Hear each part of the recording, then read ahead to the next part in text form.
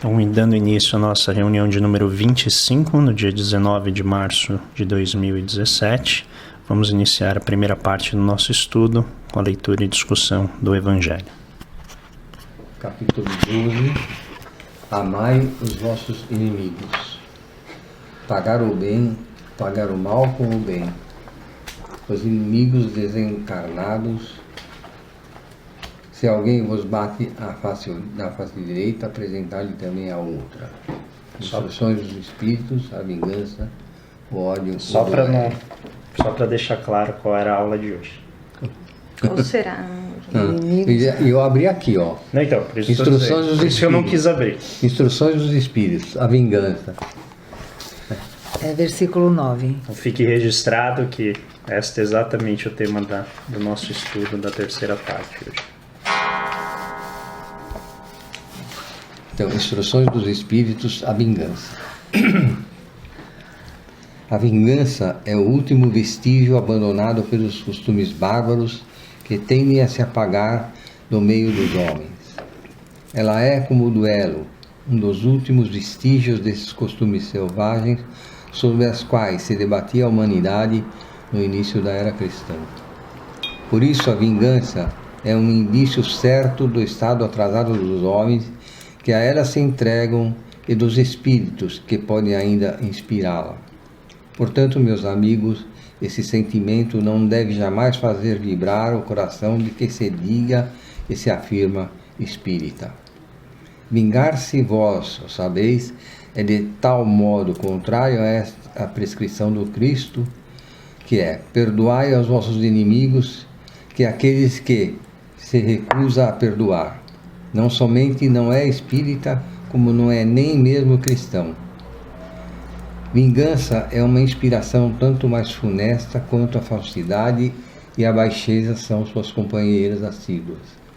Com efeito, aquele que se entrega a essa fatal e cega paixão não se vinga quase nunca a céu aberto. Quando é o mais forte, precipita-se como um animal feroz sobre aquele quem chama de seu inimigo. Quando a visão deste vem inflamar sua paixão, sua cólera e o seu ódio. Mas o mais frequentemente ele reveste uma aparência hipócrita, em dissimulando no mais profundo do seu coração os maus sentimentos que o animam. Toma caminhos escusos, segue à sombra seu inimigo sem desconfiança e espera um momento propício para atingi-lo sem perigo. Esconde-se dele, espreitando-o sem cessar, arma-lhe emboscadas odiosas e derrama-lhe, chegada a ocasião, o veneno no copo. Quando o seu ódio não vai até esses extremos, ele o ataca então em sua honra, em suas afeições, não recua diante da calúnia e suas insinuações pérfidas, habitualmente semeadas como todos os ventos, vão crescendo pelo caminho. Por isso, quando aqueles que perseguem se apresentam nos lugares onde o seu sopro envenenado passou, espanta-se de encontrar rostos frios onde encontrava outras vezes rostos amigos e benévolos. Fica estupefado quando mãos que buscavam a sua se recusam a apertá-la agora. Enfim, fica aniquilado quando seus inimigos mais caros e seus parentes se desviam e fogem dele. O covarde que se vinga assim é 100 vezes mais culpável do que aquele que vai direto ao seu inimigo e o insulta de rosto descoberto. Para trás, pois, com esses costumes selvagens, para trás com esses usos de outros tempos. Todo aquele espírita que pretendesse hoje ter ainda o direito de se vingar, ainda seria indigno de figurar por mais tempo na falange que tomou por sua divisa. Fora da caridade, não há salvação. Mas não, eu não poderia deter-me em semelhante ideia de que um membro da grande família espírita possa jamais se furtar, ceder ao impulso da vingança, de outro modo senão para perdoar. Jules Olivier, Paris, 1862. Pode ler o do ódio também. O ódio também? Amai-vos uns aos outros e sereis felizes. Sobretudo, tomai a tarefa de amar aqueles que vos inspiram indiferença, ódio e desprezo. Cristo, de quem deveis fazer o vosso modelo, vos deu o exemplo desse devotamento missionário de amor.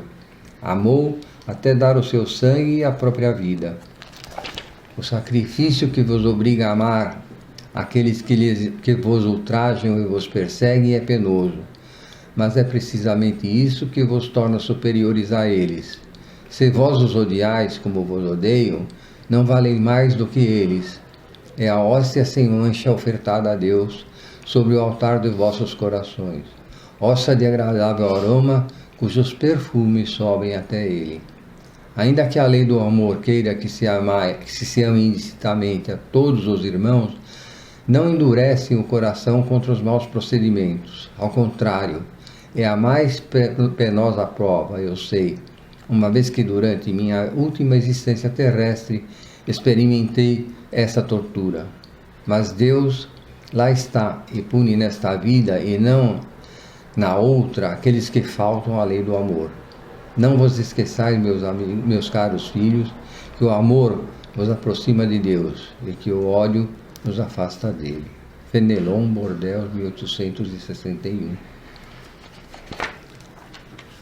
Bom, todos esses sentimentos, vingança, ódio, né, todos eles nos afastam do nosso caminho, que é o caminho do bem, que é o caminho do amor, que é o caminho do respeito ao próximo e ao amigo próximo, que mesmo que a gente às vezes esteja com um sentimento de ódio e de vingança, a gente tem que pensar direito, olhar para dentro e tentar perdoar. Porque, como diz aqui, Deus nos ensinou que é preciso amar o próximo e que a caridade, e sem caridade não há salvação. Então, ódio e vingança devem sempre ser colocados como duas palavras que a gente deve muito pensar, deve muito trabalhar, moldar, de modo que o nosso coração não permita que esses dois sentimentos tomem conta do nosso ser, para que a nossa alma se sinta sempre mais segura e que o nosso coração sempre fique menos apertado e doloroso.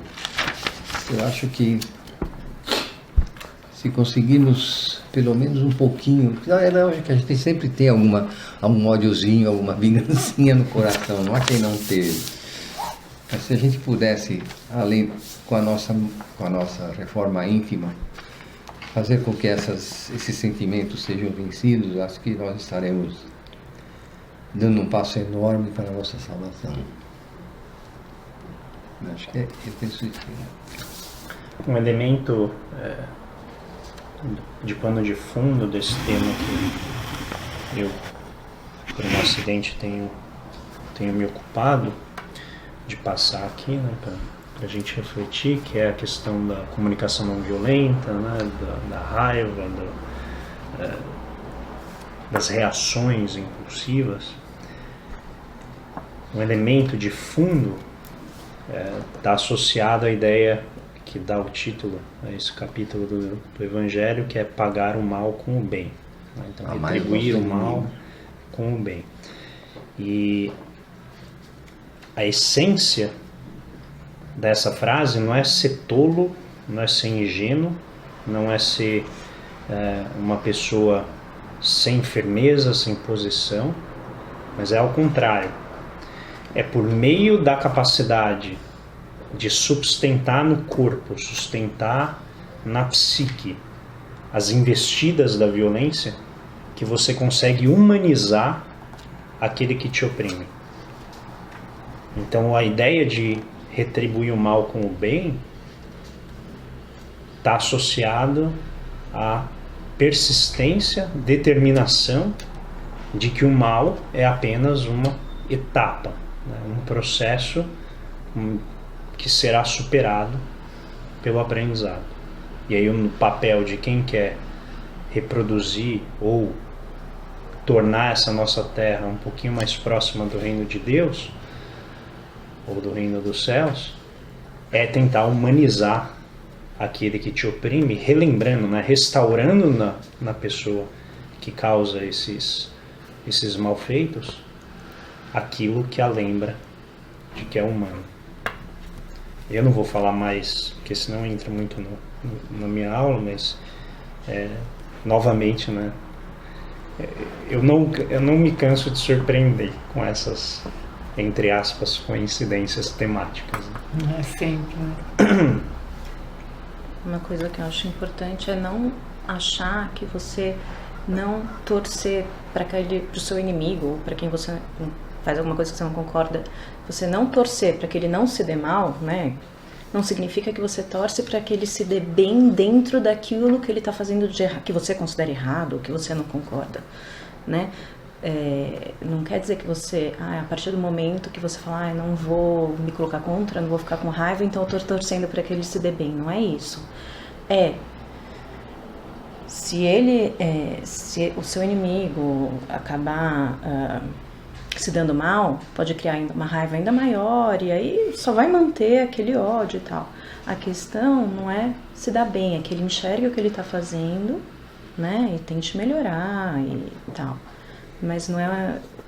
Eu me enrolei um pouco, mas assim, não é oposto. Eu não quero que ele se dê mal, então significa que eu quero que ele se dê bem dentro daquilo que ele tá, daquela via errada que ele pegou. Se eu puder te ajudar, por favor, isso entra no... traduza minhas palavras. A gente tem que se indignar com o ato, mas não odiar a pessoa. Sim, então não é torcer para que se dê mal, é torcer para que enxergue o caminho que está seguindo. E não... Né? Obrigada.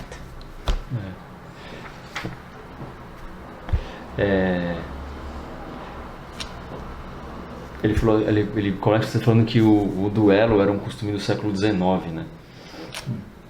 Ou antes até. Ele falou que é bárbaro, né? É bárbaro, E era isso, né? Era a expressão física de todo o ódio que você sentia contra uma pessoa levado no limite e vice-versa, né? Um duelo até a morte. E que esse é um costume que, a princípio, a gente já teria se libertado ou evoluído a tal ponto de não precisar mais disso. E aí eu acho que isso é em termos, né? Porque a gente vê hoje situações absurdas ainda, né? De pessoas se vingando, pessoas matando familiares, enfim. É só ligar a TV que isso... Existem N exemplos, né? Todo dia acontece. Então, acho assim, alguns irmãos ainda vivem alguns séculos para trás, nesse sentido, assim. Mas tem uma outra passagem do texto que me chama a atenção, que ele fala assim, o espírita, ele não tem que sentir no direito de se vingar. Que aí que eu acho que o negócio é um pouco mais sutil, né? Porque, obviamente, às vezes você racionaliza as situações, né? Você se controla para não partir para nenhum tipo de agressão física, que de fato é um negócio que não faz mais sentido nenhum. Mas é engraçado porque você se sente no direito de se vingar, né? Às vezes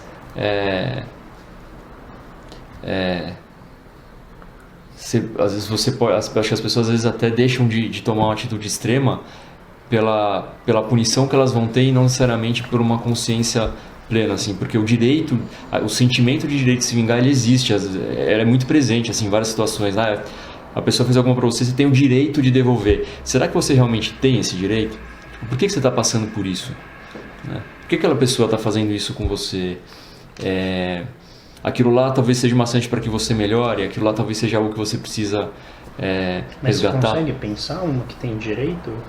Não, eu digo assim, é o sentimento mesmo, sabe? Fulano assim, fez isso pra mim, então eu vou fazer pra ele também. É um pouco mas assim. Mas se diz assim, no sentido de sentir que tem o direito de ter o sentimento. Direito de se vingar mesmo.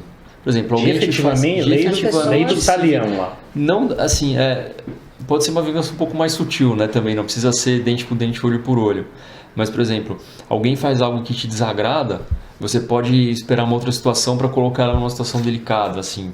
Não sei se devolver claro. da mesma forma. Devolver de alguma forma. Entendeu? Um mal-estar que foi criado para você devolver isso de alguma forma. Eu não sei, É que parece que você está legitimando isso. Não tô. Eu tô colocando assim, não é direito ter esse direito. As pessoas se acham nesse direito. As pessoas se acham nesse direito, de ter direito de vingança. Vivem ainda no passado. Só que, vivem hoje, né? Eu acho que assim, o sentimento de direito existe, né? Só que entre você fazer ou não existe uma distância, né? Acho que mesmo que exista esse sentimento, você já tem que começar a investigar o porquê esse sentimento existe.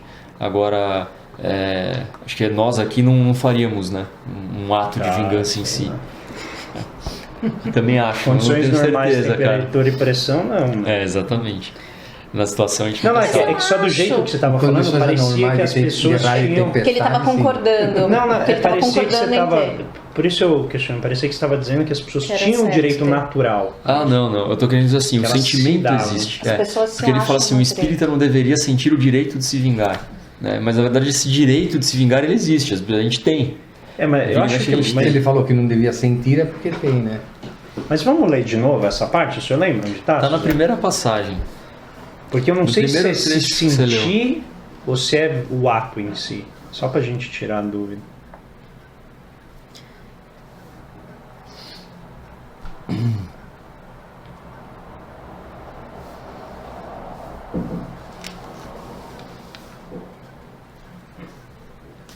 Aqui ele começa Tá mais a pro falar. final. Eu acho que é assim. mais pro final desse parágrafo. Aqui, deve ser aqui. Por isso a vingança é um indício certo do estado atrasado dos homens que a ela se entregam e dos espíritos que podem ainda inspirá-la. Portanto, meus amigos, esse sentimento não deve jamais fazer vibrar o coração de quem se diga e se afirme espírita. Vingar-vos, vós o sabeis, é de tal modo contrária a essa prescrição do Cristo. Perdoai Aqui, aos ó. vossos inimigos, que aquele que se recusa a perdoar não somente não é espírita, como não é nem mesmo cristão. É assim, Todos- ó. Vai lá. Pode falar. Todo espírita que pretendesse hoje ter ainda o direito de se vingar seria indigno de figurar por mais tempo na falange que tomou por divisa. Foi essa parte que me chamou a atenção, assim. Sabe? Então, pretende ter o direito de se vingar. Fez pra mim, vou fazer pra ele também. Porque as Você pode pessoas até se não acham fazer, nesse mas você se direito. acha no direito. Você né? se acha no direito de Aí se só já vingar. tem um problema. Mas você falou que a gente não faria? Eu acho que faria assim, não de vingar, de se matar, mas pequenas vingancinhas a gente faz. É bem sutil, né? Precisa com palavras. Exatamente. Foi duro comigo, vou ser duro de volta. Me colocou numa situação... Não, hoje eu me vinguei de pessoas que... Uma questão política, assim. Pessoas que pouco tempo atrás foram para as ruas protestar contra a corrupção e que eram a favor da Lava Jato e hoje fazem parte do agronegócio, reclamam porque a atuação da mesma operação está afetando um setor que eles trabalham, né, que é a questão da carne. E essas pessoas agora defendendo o seu setor, falando não, porque aqui as pessoas são honestas, trabalhadoras, não pode poucas empresas, né, mancharem a reputação de todos, o Ministério Público Federal, Polícia Federal, isso é absurdo, esses burocratas querendo aparecer assim, indignados, sendo que poucos meses atrás defendiam essas pessoas quase que no nível de uma deidade, né, de uma divindade. E eu vou confessar, quando isso aconteceu, eu entendo e concordo com a mensagem, mas vou dizer assim, viu? Tentei te avisar um tempo atrás e você não quis escutar. E essa vingança, ela ocorreu e eu me senti bem, durou 2 segundos, mas eu me senti bem. Que em seguida eu falei, ele tem razão. Mas ao mesmo tempo eu falei, tá vendo? Por isso eu não queria que chegasse até aqui. E esse sentimento, ele é um sentimento existente. Por isso quando você falou assim, você começou a justificar, eu falei assim, cara, não justifica, porque senão eu vou começar a fazer mais. Né? Não era justificativo. Não, tá, agora eu entendi, mas quando você falou, por isso que eu indaguei, eu falei assim, por favor, Daniel, não, você não faz isso, porque eu sei como eu sou fraco.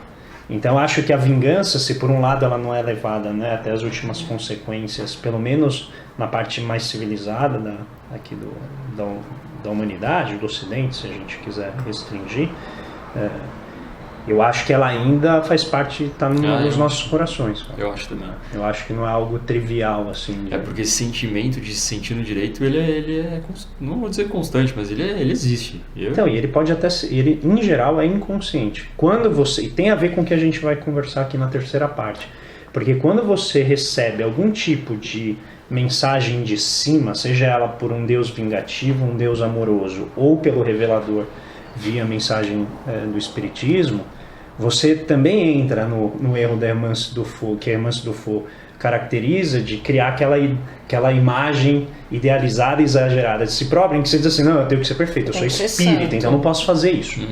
Eu não posso sentir isso, não, porque espírita não sente isso. Só que aquilo lá tá no fundo, aquilo lá tá te machucando.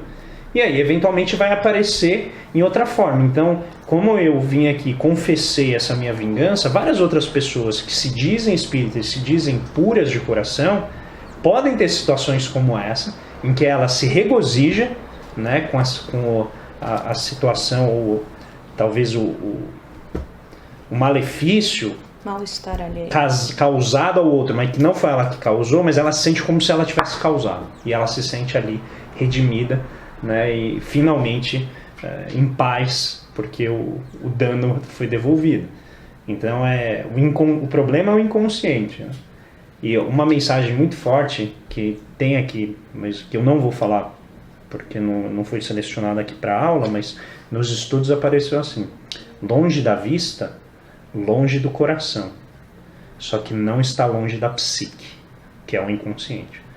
Então o fato de você esconder um problema pode impedir que ele se manifeste conscientemente para você como um ato deliberado, mas não significa que o sentimento e a própria reação se manifeste no seu inconsciente e apareça como esse caso que eu acabei de exemplificar aqui na minha pessoa. Então não é à toa que tem muitos livros escritos sobre isso. Algo mais? Muito bem. Então, terminada a primeira parte, vamos ao segundo momento.